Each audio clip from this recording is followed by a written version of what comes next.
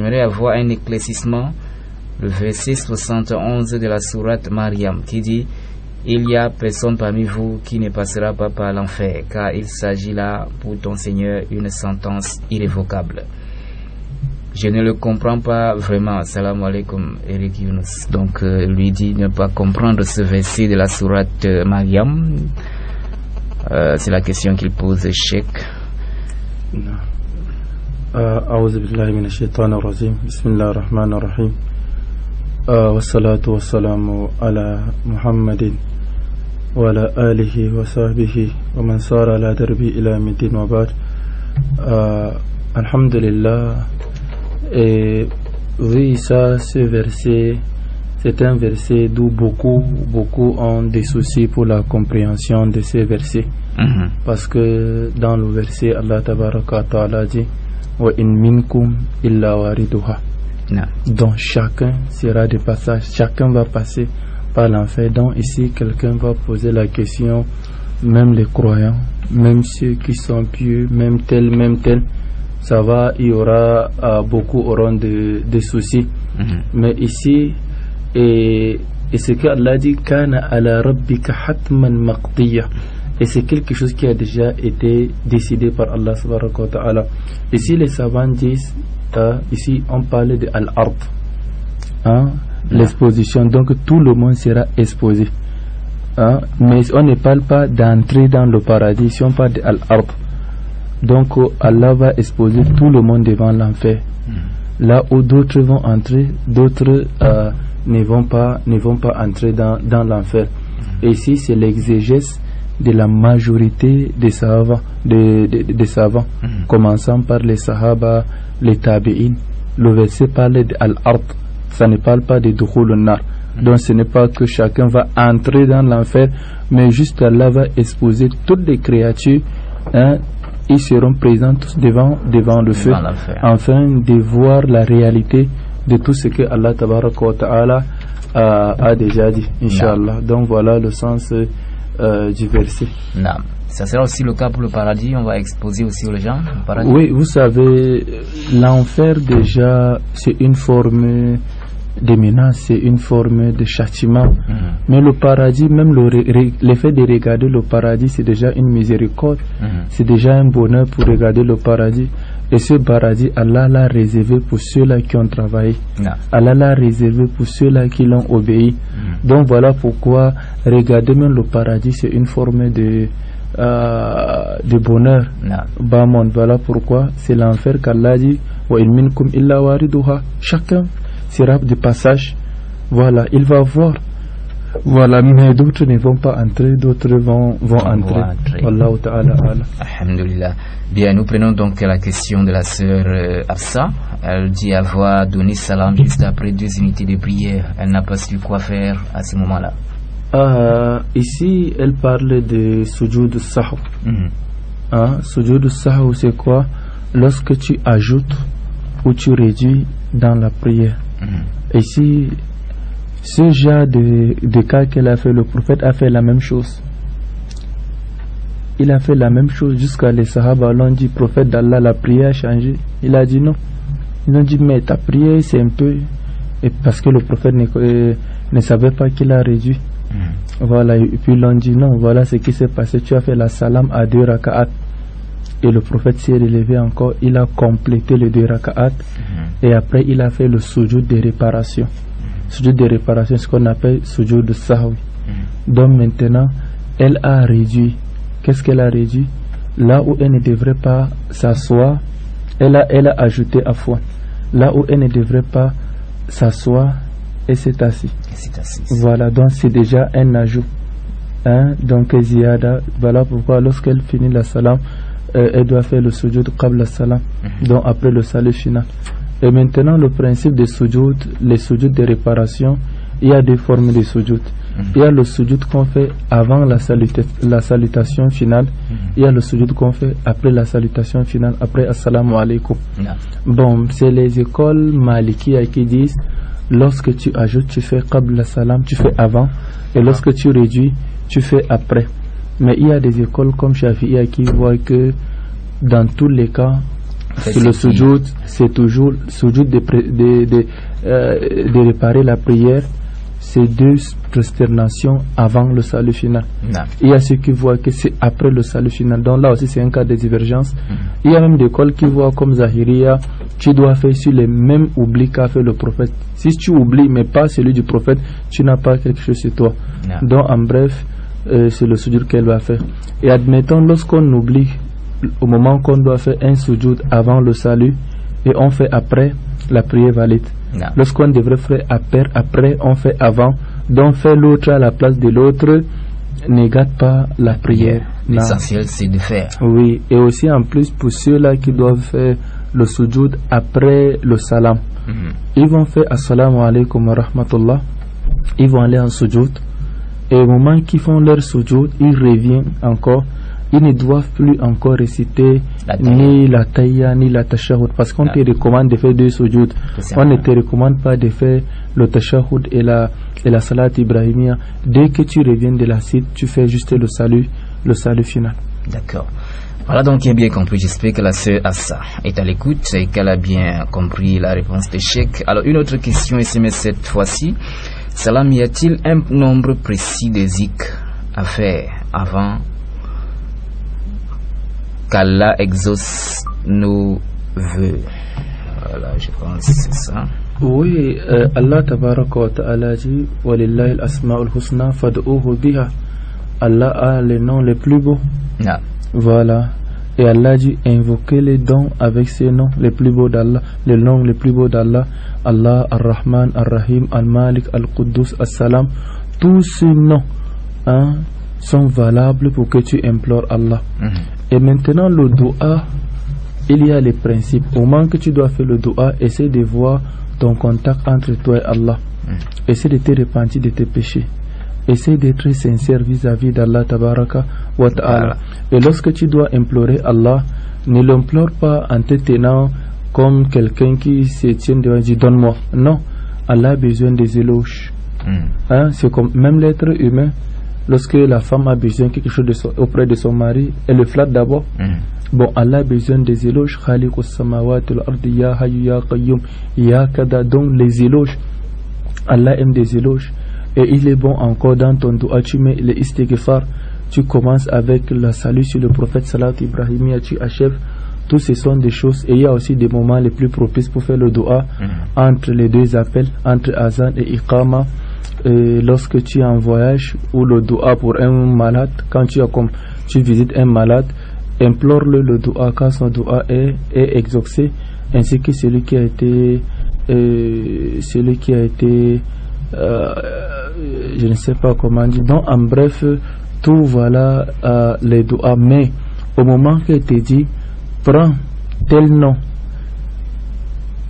tu récites tel nombre de fois en déterminant le nombre ou le lieu ou la manière.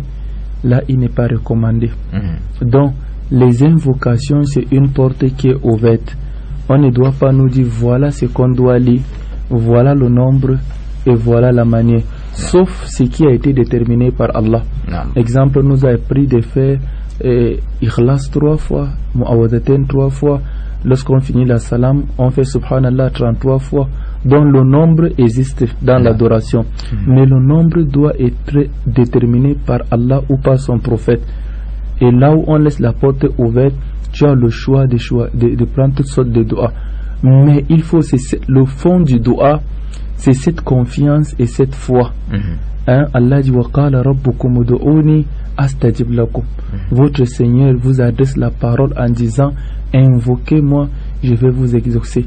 Mais cette invocation, ce n'est pas d'être éloquent, ce n'est pas d'avoir une belle voix, mais c'est d'avoir un cœur qui se soumet auprès d'Allah, un cœur qui a la confiance en Allah, un cœur qui a plein de foi, un cœur qui s'éloigne des péchés, qui s'éloigne de l'association. Et quand on implore Allah, on n'est pas pressé. Parce que souvent quelqu'un aimerait implorer Allah le matin avant le soir, il veut voir qu'Allah exauce son vœu. Non, Allah tabaraka wa ta'ala a l'une des 3 choses. Tu peux implorer Allah un temps bien déterminé, Allah t'exauce la chose au moment désiré, tu désires la semaine ou le mois ou l'année, Allah t'accorde, comme il a accordé à beaucoup qui l'ont demandé l'examen, à beaucoup qui l'ont demandé la santé, il a donné à beaucoup. Et Allah, par sa sagesse, tu peux l'implorer, il retarde cela vu sa sagesse, parce que actuellement ça ne sera pas bon pour toi. Exemple, tu lui demandes l'examen depuis 2015, tu demandais, mais il t'accorde ça en 2018. Donc Allah a le choix de te donner au moment que tu la souhaites ou au moment qu'il la souhaite lui-même. Ou Allah tabaraka wa ta'ala peut prendre ton doigt et barrer un malheur qui court derrière toi. Exemple, quelqu'un qui implore Allah peut-être 200 000, Allah 200 000. Mais Allah sait que après les 200 000 là, il y a un malheur qui va le suivre. Peut-être un cas d'accident ou incendie, d'où il aura besoin peut-être de 500 000 ou 1 million. Donc au moment qu'Allah lui donne les 200 000, après 2 jours, lorsqu'il atteint des malheurs qu'il a besoin de 500 000, il ne va plus voir ces 200 000. Donc voilà pourquoi Allah prend le doigt pour barrer d'autres voies de mal. Voilà comment Allah est. Allah a son principe. Mais on doit se soumettre. On ne doit pas être sincère ou quelqu'un religieux lorsqu'on a besoin de quelque chose près d'Allah. Voilà pourquoi un savant disait Nahnu nad'ul ilaha inda kulli karbi. Nous implorons Allah lors de la calamité. Summa nansahu an kashfil kurubi. Et on l'oublie lorsqu'il nous fait partie la calamité. Kayfa narjul ijabata lid-du'a'i. Comment peut-on espérer qu'il exauce nos vœux? Wa qad sadatna tariquha bizunubi. Tandis qu'on a fermé la porte qu'Allah va exaucer par nos péchés. Non. D'accord. Voilà qui est très bien clair. Nous continuons, nous sommes avec le frère Ouzérou de Bonabéry, c'est toujours lui. Il dit salam, y a-t-il un nombre non? Que doit-on dire pendant la pause du sermon du vendredi? Voilà. Que doit-on dire pendant la pause du sermon de vendredi? Voilà donc la question du frère Ouzérou de Bonabéry.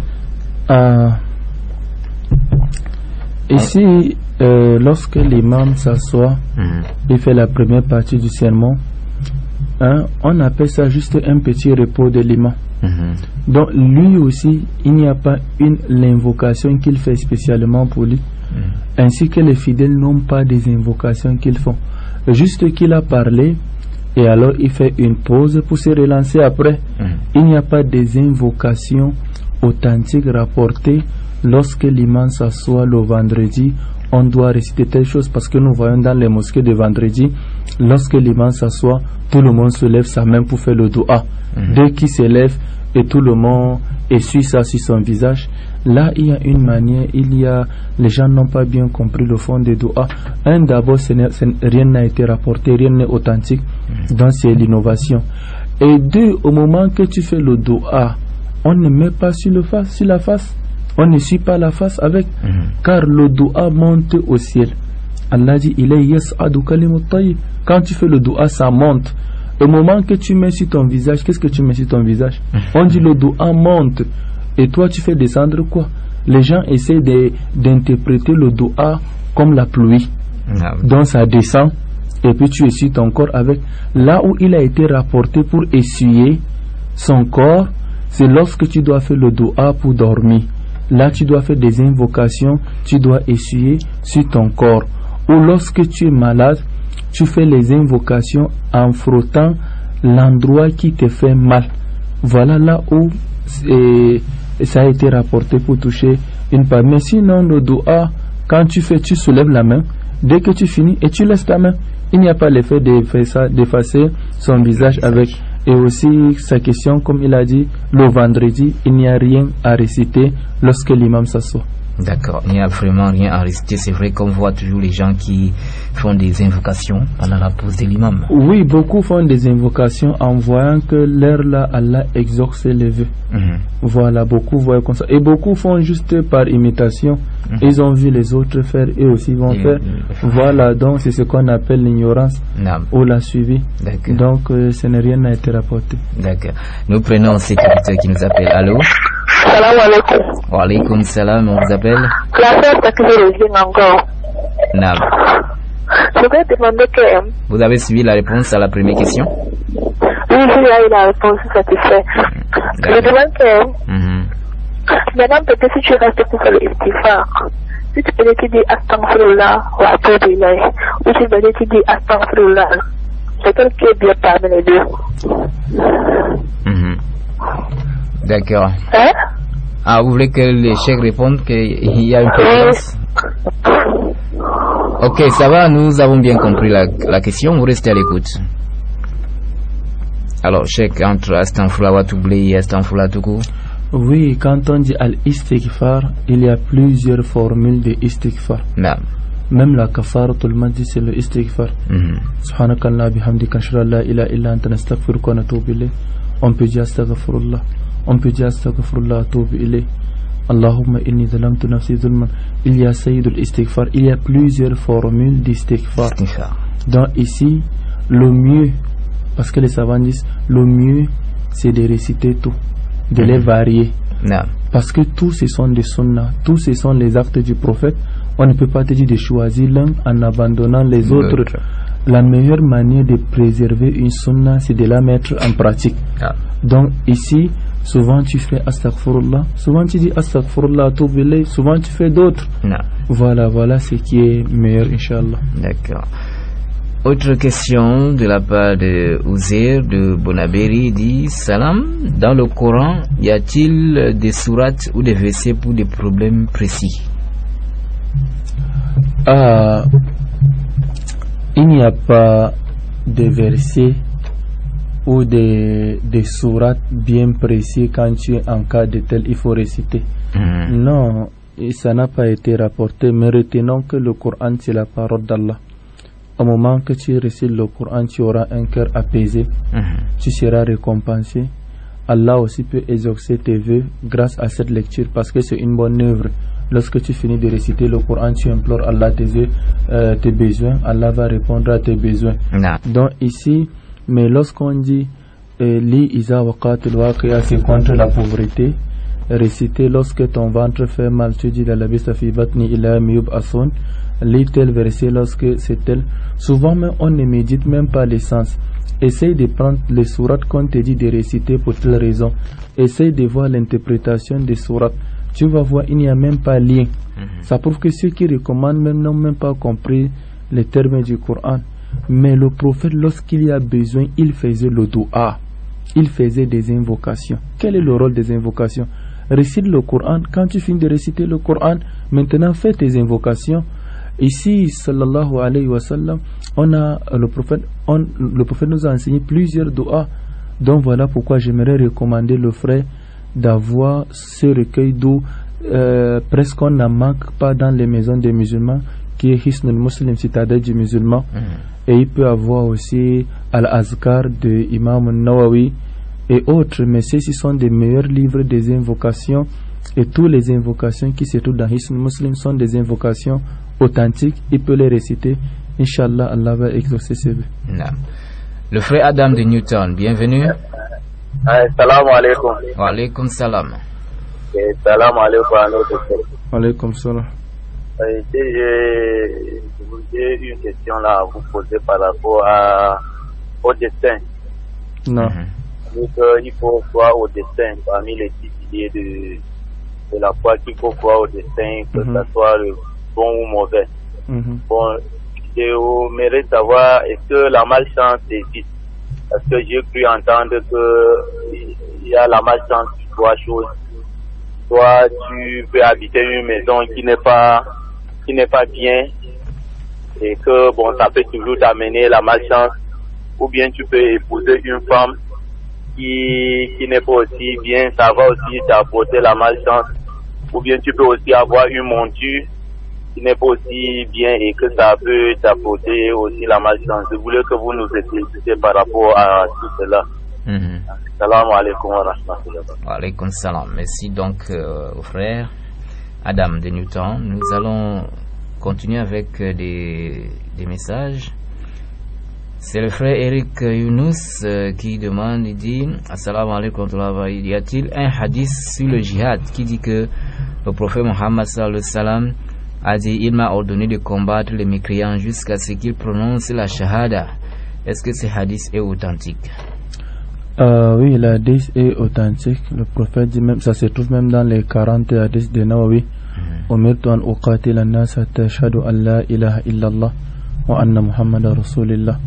Mais juste ce que j'aimerais que le frère comprenne, on ne comprend pas l'hadith de son terme comme ça, ou de son sens linguistique, que ce soit en arabe ou une traduction en français. Voilà pourquoi beaucoup ont mal interprété le sens djihad. Lorsqu'on dit djihad, ils voient que c'est le fait de prendre l'arme, c'est le fait de tuer quelqu'un, c'est le fait d'être barbare ou autre chose. Ce n'est pas ça le djihad. Lorsqu'on doit parler du djihad, on prend tous les versets qui ont parlé du djihad, on prend tous les hadiths qui parlent du djihad, on essaie de les comprendre à la compréhension de nos prédécesseurs, on essaie de voir l'exégèse des premiers savants, le commentaire des premiers livres d'hadiths, comment ils ont commenté et pratiquement comment le prophète a fait le djihad. Retenons que le prophète a fait 13 ans à la Mecque, et à la Mecque il était avec sa famille qui était non musulmans, et la majorité de ses compagnons étaient aussi avec leur famille qui était non musulmans. Et à la Mecque, Allah lui a descendu un verset du djihad. Il a dit Fala tuti il kafirun wa jahidhum jihadan kabira. N'obéis pas aux mécréants, fais un djihad contre eux, un grand djihad. Mais ce djihad, le prophète ne les a pas. On n'a jamais mentionné une guerre ou une bataille qui s'est déroulée à la Mecque avant l'immigration du prophète. Mais Allah lui dit de faire un djihad contre les mécréants. Mais nous allons dire il n'a pas obéi à Allah, il a désobéi à Allah. Parce qu'on n'a pas retenu, l'histoire n'a pas mentionné une guerre ou une bataille qui s'est déroulée à la Mecque. Et lorsqu'il s'est immigré à Médine, Allah lui parlait aussi encore de djihad. Il a dit: Ya aywan nabi, jahidil kuffar wal munafiqin, au prophète d'Allah, combattre les hypocrites et les mécréants. Waglus alayhim, sois dur envers eux. Ici aussi, c'est le djihad qui lui est recommandé. Voilà pourquoi Ibn al-Qayyim, un grand savant du 7e siècle, il a dit, ce verset, Allah lui parle de faire un djihad de prêche, un djihad de la clairvoyance, un djihad d'enseignement. Ibn al-Qayyim, il a mentionné dans Zadul Ma'ad, il nous a mentionné 13 types de djihad. Mais on ne connaît pas tous ces 13 types de djihad. Il y a le djihad en soi-même, djihad al-nafs, il y a le djihad contre Shaitan, il y a le djihad contre la passion, il y a le djihad contre l'égarement, il y a le djihad contre l'innovation, il y a le djihad contre les ennemis mécréants lorsqu'ils vous combattent. Et le djihad n'est pas un acte individuel. Donc une personne ne peut pas sortir, aller tuer les gens, faire telle chose, mais c'est quelque chose qui se fait derrière un guide. Donc le djihad, c'est un dossier plein. Il ne faut pas que des gens comprennent l'hadith d'eux-mêmes, ou quelqu'un qui a juste un peu compris l'arabe, ou il a fait une étude, il n'a pas approfondi l'étude, il jugeait le djihad de sa manière. Donc ce sont des sujets qui sont très très importants.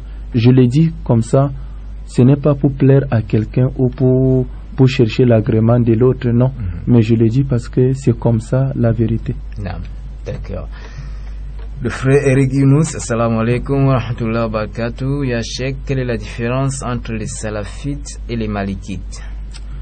Oui, lorsqu'on dit les salafites, c'est la salafia. Quand on dit salafia, c'est un mot qui est dérivé de salaf. Et quand on dit salaf, veut dire prédécesseur. Et quand on dit prédécesseur, on parle des premiers musulmans, dont le prophète, ses compagnons, leurs compagnons, dont les 3 premiers siècles, ce sont des prédécesseurs. Lorsque l'islam est devenu la passion, lorsque des gens ont mis des mensonges dans l'islam, ils ont inventé des hadiths, et maintenant les gens se réfèrent au salaf. Dans tout ce que tu as dit, dans tes propos, on va dire, mentionne-nous quel salaf qui a dit telle chose. Même le cas de djihad que vient de mentionner, tout ce que vous prenez, donnez-nous le cas d'un salaf qui a dit. Le prophète, est-ce que c'est comme ça qu'il a interprété? Est-ce qu'il a pratiqué? Ces 4 califes, Abu Bakr, Omar, Ousmane, Ali, et leurs élèves, Hassan al-Basri, Qatada, Zuhuri et autres. Donc, ici, c'est tous ceux qui croient, tous les musulmans qui adorent Allah, à la compréhension des prédécesseurs pieux, parce qu'il faut aussi cadrer prédécesseurs pieux, parce qu'il y a des prédécesseurs égarés aussi, mais ceux qui adorent Allah à la manhaj salaf ou salih, des prédécesseurs pieux, et là on les dit salaf, mais il n'y a pas un groupe qu'on doit les appeler les salaf. Nous sommes les salaf. Ce n'est pas un attribut ou un nom on donne aux gens. Juste je suis un musulman et ma référence d'adoration c'est le Coran et la Sunna à la compréhension des salaf. Est-ce qu'on me comprend bien? Le Coran et la Sunna à la compréhension et la pratique des salaf. Mais on dit que toi tu es qui? Je m'appelle salaf. Quelle est ta religion? Je suis salaf. Allah dit inna dina indallahi al-islam. La religion c'est l'islam. Il n'y a pas une religion qu'on appelle sunna, ou on dit salaf, ou on dit wahhabite, ou on dit tidjanite, ou on dit tel. Il y a une seule religion qu'on appelle al-islam. Mais quel genre d'islam? Tu vas dire l'islam comme elle a été pratiquée par les salaf, les prédécesseurs, d'où personne n'en doute de leur foi et de leur science. Et même quand on dit malikite maintenant, on se réfère à Imam Malik bin Anas. Imam Malik bin Anas est décédé en 193 de l'Égypte. C'est un grand savant qui est né à Médine. Il est décédé à Médine. C'est celui le premier parmi des savants qui ont écrit le livre d'Hadith dans son célèbre Muwatta. Et comme le dit un savant, Awwalu Jami al-Hadith wal-Athar Ibn Shihabin Amir Allahu Omar. Wa awwalu jami' li abwabin jama'atin fi asri ziktirabin kabin Jurayj wa Hushaym wa Malik. Donc c'est Imam Malik. Donc Imam Malik, il a eu des élèves. Il fait partie des savants qui a eu des centaines d'élèves qui sont venus de tous les continents. Il a eu des élèves. Et vous savez, c'est les élèves qui valorisent la science de leur maître. Il y a des savants comme Lays ibn Sa'd, qu'on dit que sa science il a plus de science que Malik, mais il n'a pas eu assez des élèves, ou ses élèves sont devenus les élèves de Shafi'i. Mais les élèves de Malik sont restés. Voilà pourquoi ils ont propagé ces enseignements. Et sur les cas qui n'ont pas été mentionnés dans le Coran et ni dans la Sunna, et ils prennent maintenant l'avis de Malik, ils disent voilà ce que Malik a dit, ça c'est ce que Malik a dit, voilà l'avis de Malik, et c'est devenu comme une école. Voilà pourquoi on dit ceux qui suivent le rite malikite. Et voilà pourquoi on commence. Et parmi les élèves de Malik, il y a Ibn Qasim qui a posé plusieurs questions à Malik. Et après on a écrit tous ces livres de questions entre Malik et Ibn Qasim. On appelait ça Mudawwanatul Kubra. Et finalement, c'est devenu une école juridique. Donc, c'est la deuxième école juridique après l'école d'Abu Hanifa. On les appelle les Hanafites. Abu Hanifa est décédé en 150, Malik est décédé en 193, deuxième école. Troisième école la plus célèbre, c'est Imam Shafi qui est décédé en 204. Quatrième école la plus célèbre, c'est Imam Ahmad bin Hanbal de Bagdad qui est décédé en 224, je crois, comme ça. Mais il y a plusieurs écoles. Mais les écoles qui sont restées, les rescapés, ce sont les 4 écoles. Et ceux-ci ne parlent pas du dogme. Leur divergence ne vient pas du dogme ou de la foi. Leur divergence vient des cas secondaires de la compréhension de la jurisprudence. L'autre comprend, exemple, les actes obligatoires de l'ablution. Imam Shafi voit que c'est 7. Imam Shafi voit que c'est 6. Mais Malik voit que c'est 7. Pourquoi? Malik dit le frottement est indépendant, Shafi dit non, le frottement n'est pas indépendant. Donc voilà pourquoi ceux qui se réfèrent à là, on les appelle les Malikites. La majorité de tous les musulmans de l'Afrique, que ce soit l'Afrique centrale, l'Afrique du Nord et autres, sont du rite de l'école Malikia. D'accord. Merci. Donc nous évoluons avec cette question du frère Saad Ibn Waqas Zedi. Salam à vous tous en studio, le frère présentateur Cheikh Zakaria. Naam, ya Cheikh, quel est le jugement du métier comme la soudure ou de la chaudronnerie? Et dit ya Cheikh, je pose cette question parce que j'ai un souci par rapport à mon islamité, car j'ai appris que Allah a maudit les forgerons qui fabriquaient les bois voilà, qui fabriquait les épées pour les koufars à son époque. Voilà. Non, ce n'est pas comme ça que vous allez comprendre. Alhamdulillah, même quand vous parvenez à poser déjà la question, tout métier est la bienvenue en islam. Mais juste, tu dois bien islamiser ton métier. Ce qui est interdit, tu t'en débarrasses.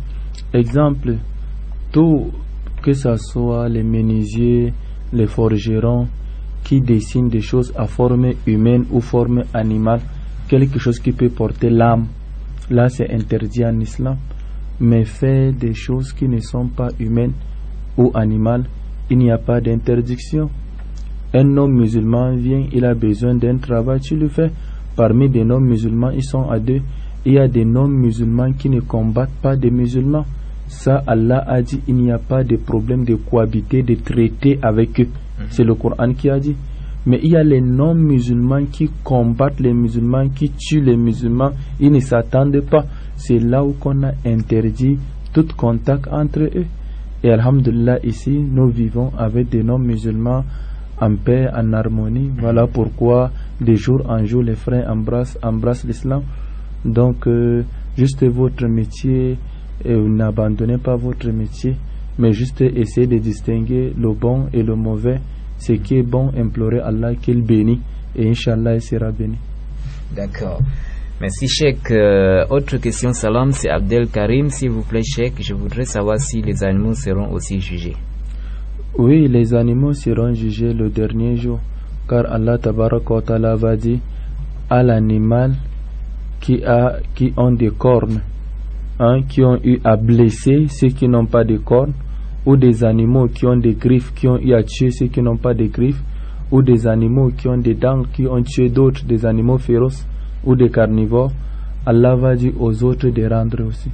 Eux aussi vont faire la même chose. Voilà, ils seront à titre d'égalité, et maintenant Allah va les recommander de se transformer tous en poussière.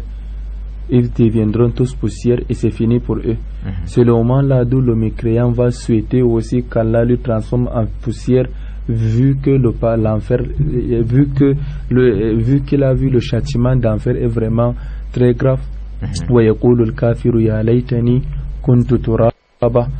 Le mécréant va dire, oh, malheureux à moi si Allah devrait aussi me transformer poussière ou terre.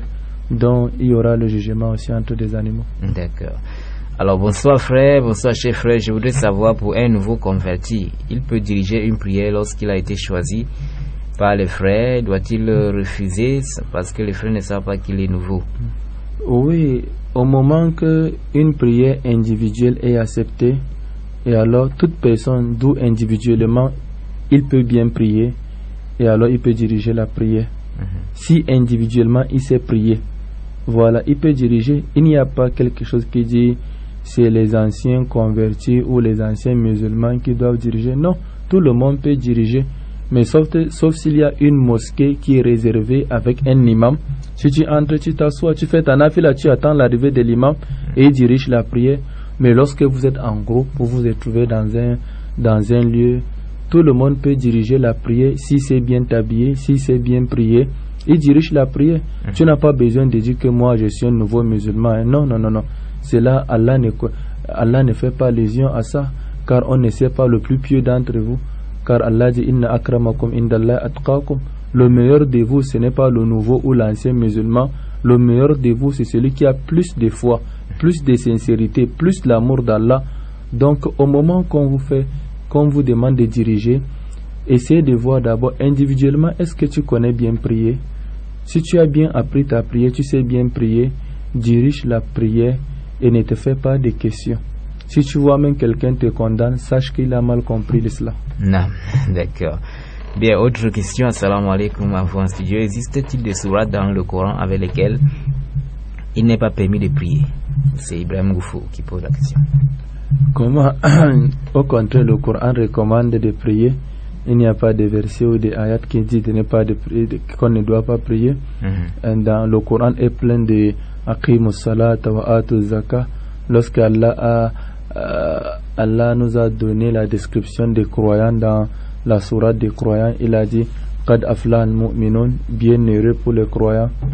Qui sont les croyants? Il a dit alladhina hum fi salatim khashi'un, ce sont ceux-là qui sont humbles dans leur prière. Beaucoup qui seront châtiés le dernier jour lorsqu'on les demandera dans l'enfer pourquoi on vous châtie. Ma salakakum fi saqar, pourquoi vous trouvez en enfer? Ils vont répondre en disant qalu lam nakum min al-musallin, parce qu'on ne priait pas.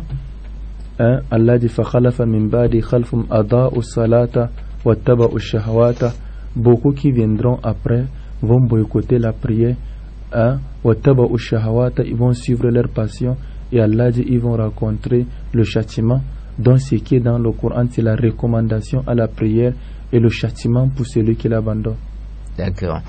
Bien. Autre question. Salam, s'il vous plaît, Cheikh, donnez-moi la meilleure méthode de prière de nuit.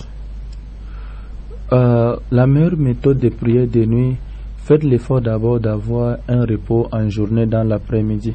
Ça fait partie de la sunna du prophète de faire la qaïloula.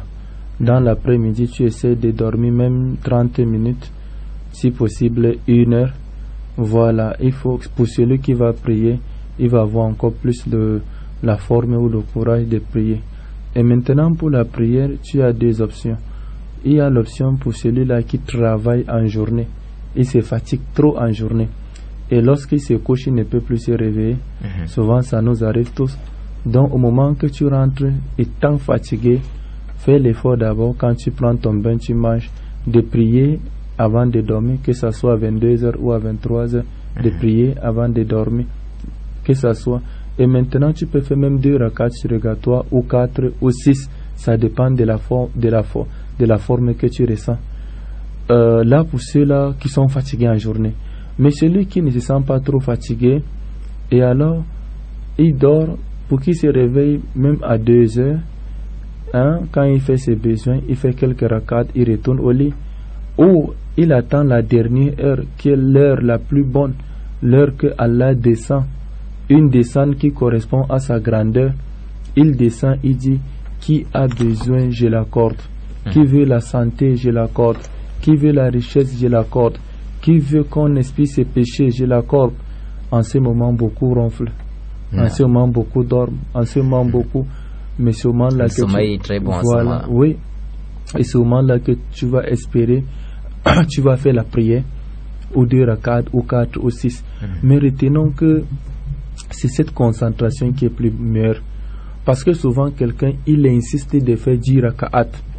Dès le 4e rakat, il est fatigué, en plein sommeil, il dort un peu, il se réveille, il descend, il n'a pas de concentration.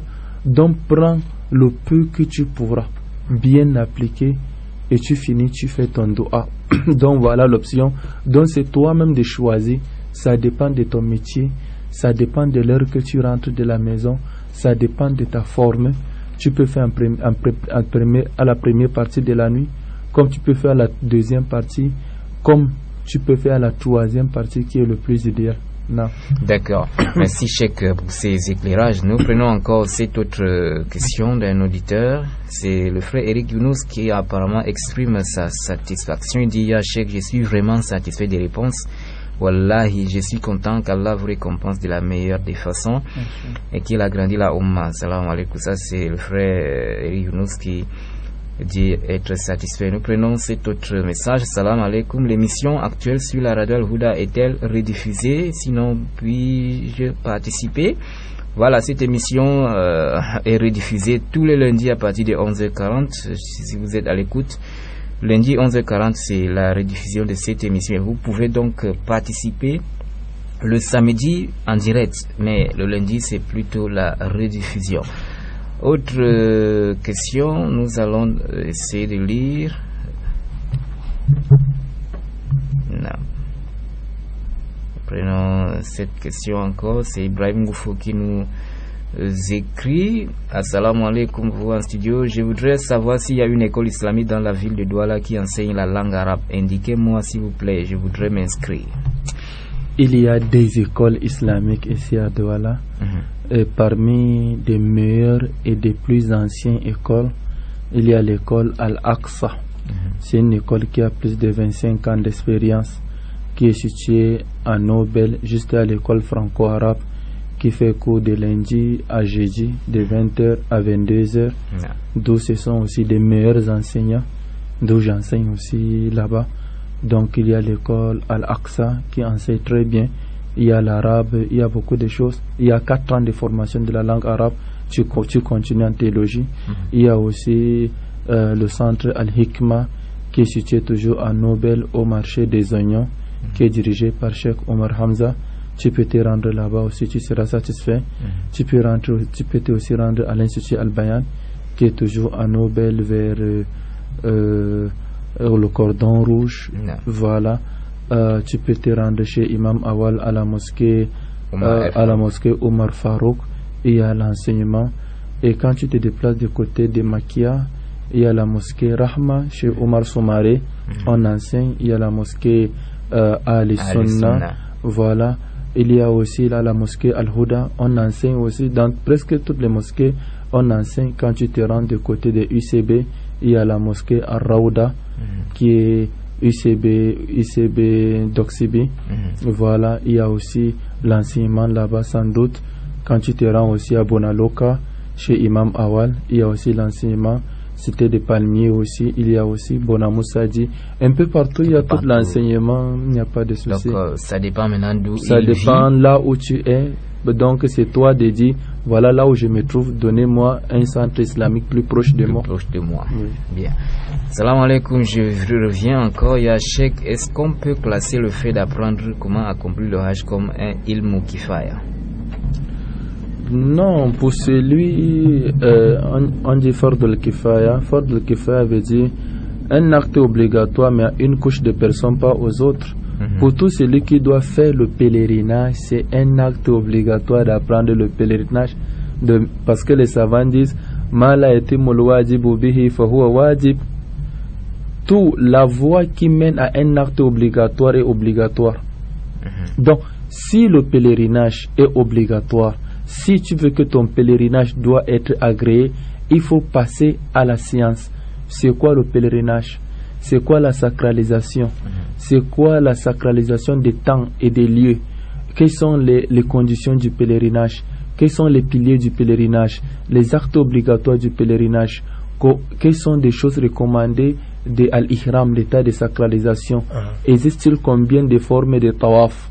Quelles sont les conditions de tawaf? Quelles sont les interdictions et les innovations de tawaf?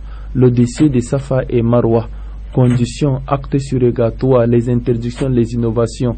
Le jour du 8 qu'on appelle Yom Tarwiya. Quels sont les actes recommandés? Lorsqu'on doit se rendre à Mina, qu'est-ce qu'on doit faire? Lorsqu'on se rend à Arfa, à Muzdalifa, qu'est-ce qu'on a des choses à recommander? Les lancements qu'on appelle Jama. C'est un dossier, c'est pas quelque chose qu'on peut apprendre à une seule journée ou aller au séminaire ou une journée, non. C'est un dossier que tu dois bien apprendre pour celui qui veut faire un pèlerinage à titre d'adoration. Mais si c'est le tourisme là, il peut aller sans science. D'accord. Alors, ça, s'il vous plaît, quelle peut être la cause du fait que je ne connais plus Dieu?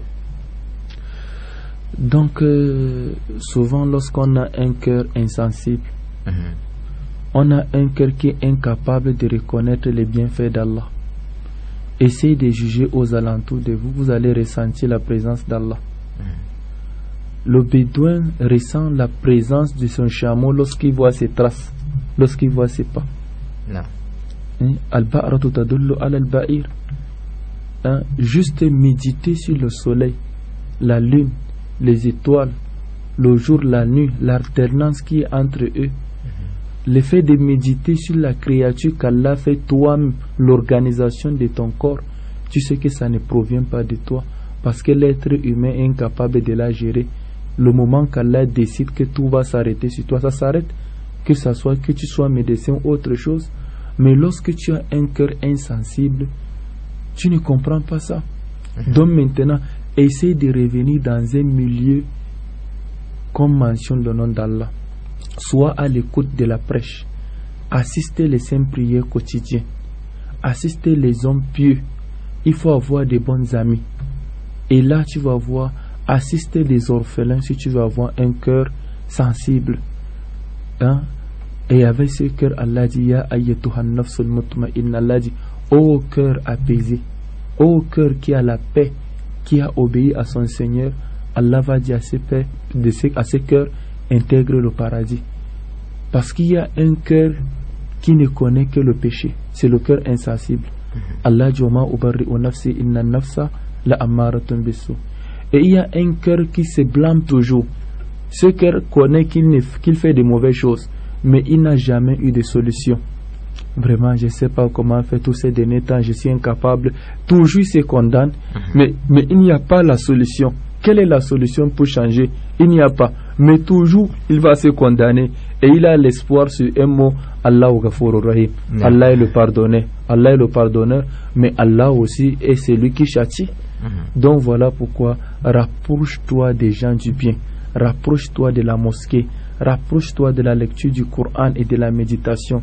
Rapproche-toi à l'écoute de toutes les meilleures émissions qui renforcent la foi du serviteur d'Allah, et ça va changer. Tu vas reconnaître ton Seigneur et tu vas l'adorer avec sincérité. Non. Autre message, c'est toujours le nouveau converti Ibrahim qui revient. Je lui demande s'il peut avoir le numéro de chèque. Et dit encore, s'il vous plaît, la prière de nuit se fait à haute voix ou bien à voix basse? Oui, la prière de nuit, tu dois faire à voix un peu haute. Parce que il y a les éléments ostentatoires de l'adoration.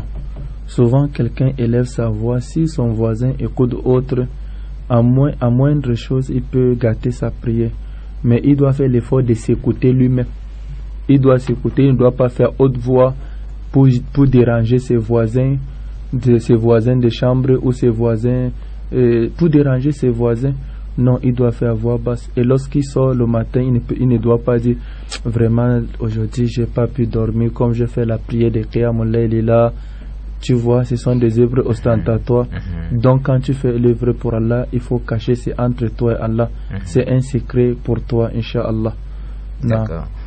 Parmi les dernières questions que nous avons, j'ai 2 questions à poser, à savoir, il y a des gens qui envoient des longs messages sur WhatsApp ou Facebook et vous exigez de partager à d'autres personnes. Oui, ça c'est l'ignorance. C'est l'ignorance. Les réseaux sociaux ne sont pas les fondements de notre religion.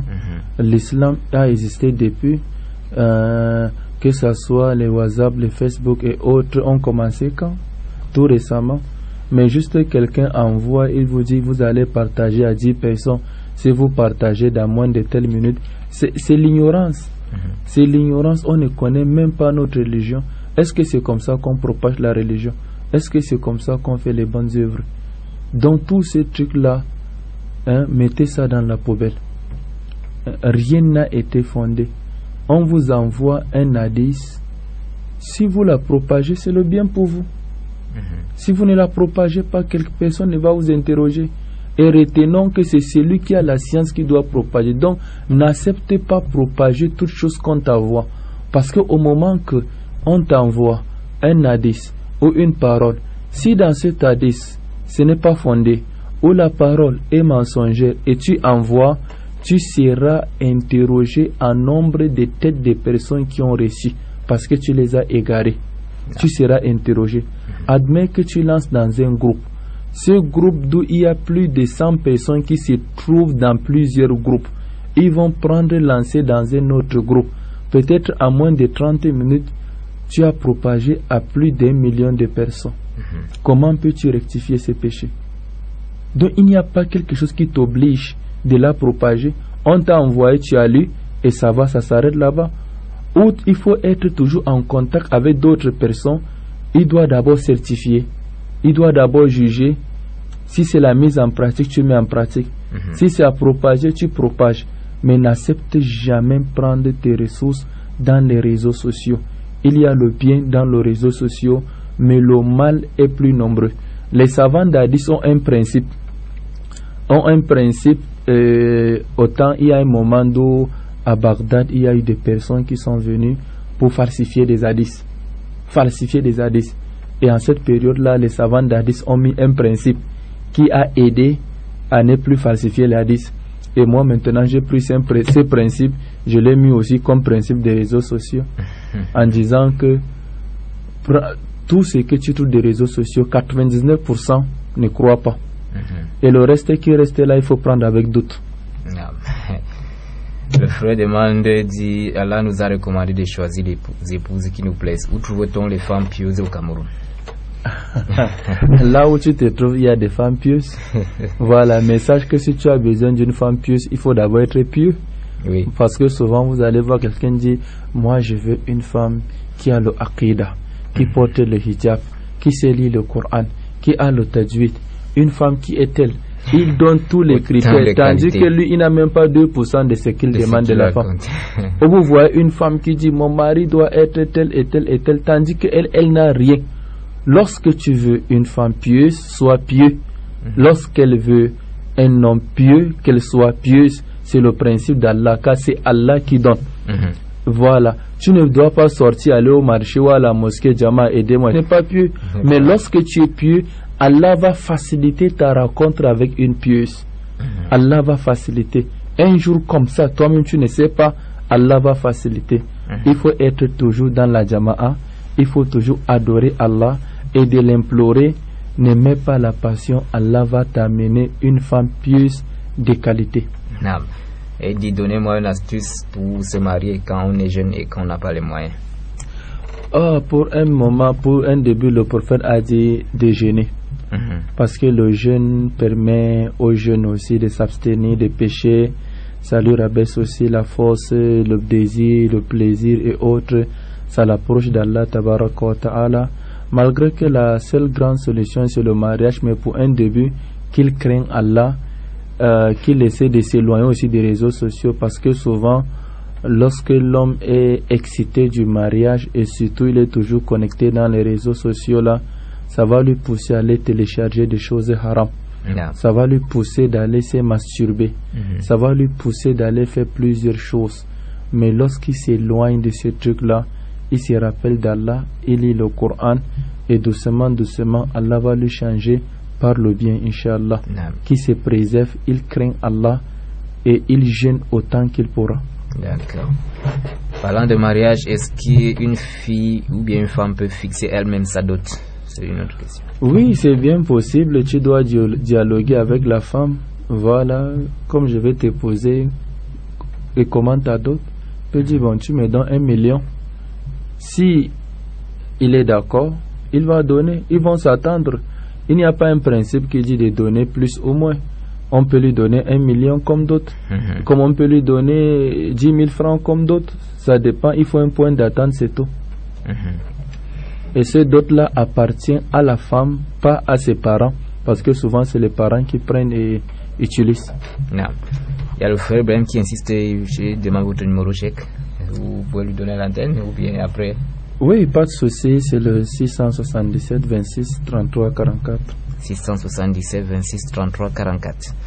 Voilà donc le contact du frère que vous avez demandé. Je rappelle que c'est terminé, hein. Nous sommes presque arrivés au terme de cette édition. Dernier message, salam. Comment faire pour se débarrasser des obsessions pour l'argent? J'ai une tante qui est obsédée par ça. C'est juste Allah jazuyina linnasi hubbu shahwati minan nisa'i wal banina wal qanatir muqantara. Lorsque dans le cœur il n'y a pas Allah, tout entre.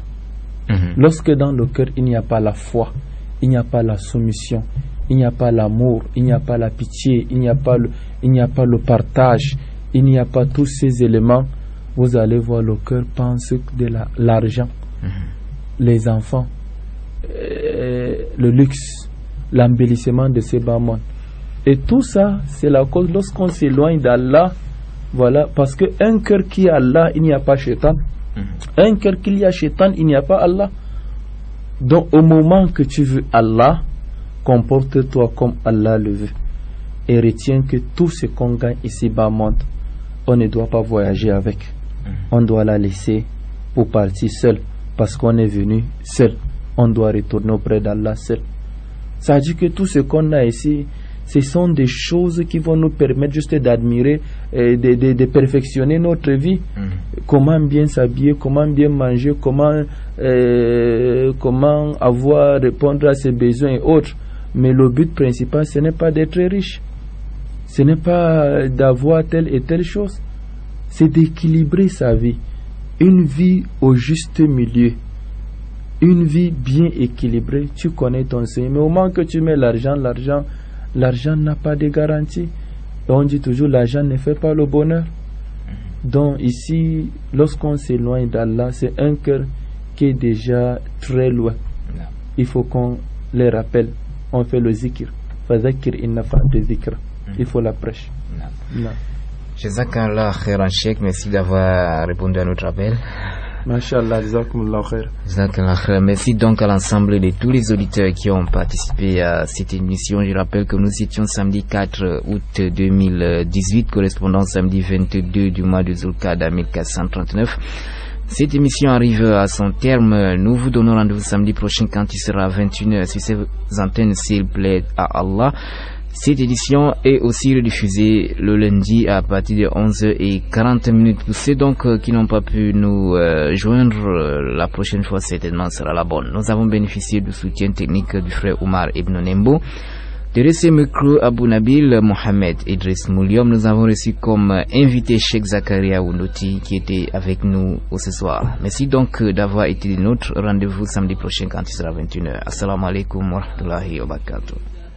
ساعاتي وتفارق عمري في الدون ما بالي أنفقت حياتي في لهو طاغ مجنون يا ويحي ذهبت ساعاتي وتفارق عمري